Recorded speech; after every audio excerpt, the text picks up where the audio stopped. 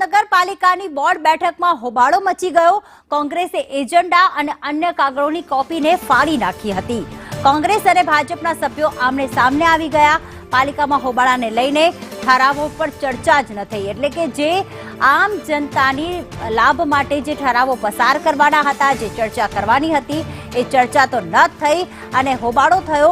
ભાજપ અને કોંગ્રેસ આમને સામને આવી ગયા। હોબાળા બાદ બંને પક્ષના સભ્યોએ સભાખંડ છોડી દીધો હતો। ખંભાત નગરપાલિકામાં યોજાયેલ બોર્ડ બેઠક પહેલા જ ભારેલા અગ્નિ જેવી સ્થિતિ ત્યાં જોવા મળી હતી। નિવૃત્ત પાલિકા કર્મચારીઓને બોર્ડ બેઠકમાં એન્ટ્રી આપવા મામલે વિરોધ પક્ષે હોબાળો કર્યો।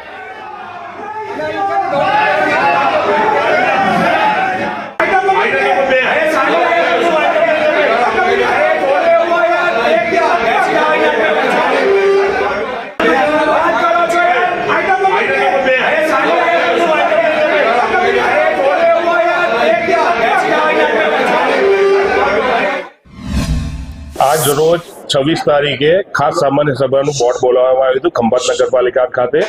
એમાં અમારા ભાજપના 15 સભ્યો અને કોંગ્રેસના 12 સભ્યો અને 4 એજન્ડાની આઇટમો હતી। એ 4 એજન્ડાની આઇટમોમાં અમે 15 ભાજપના અને 12 કોંગ્રેસના થઈને અમારે 15 બહુમતીથી અમે પાસ કરી છે। અને બીજું કે એમને જે સરકારી કાગળ એજન્ડા એ જે બધું ફાડ્યું છે એના માટે અમે ચીફ ઓફિસરને કહીને કાર્યવાહી કરાવશું। શું માંગ હતી એ લોકોની? કેમ હોબાળો કરવાનું કારણ કોંગ્રેસ?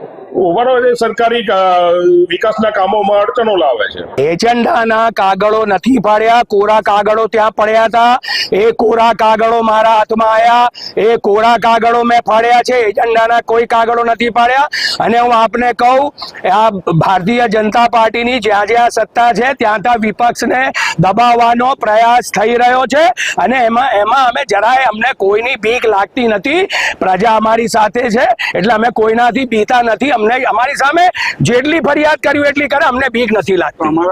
રાજીનામાની વાત કરવામાં આવી, મારા દ્વારા જે રાજીનામાની વાત કરવામાં આવી, મેં મારો રોષ જે ઠાલવ્યો મારા અંગત કારણોસર મેં ઉપર મોકલ્યું હતું, એ નામંજૂર કરવામાં આવ્યું। અને મને પક્ષના સૈનિક તરીકે હાજર રહેવાની ઉપરથી જે હુકમ કરવામાં આવ્યો એટલા માટે હું હાજર છું।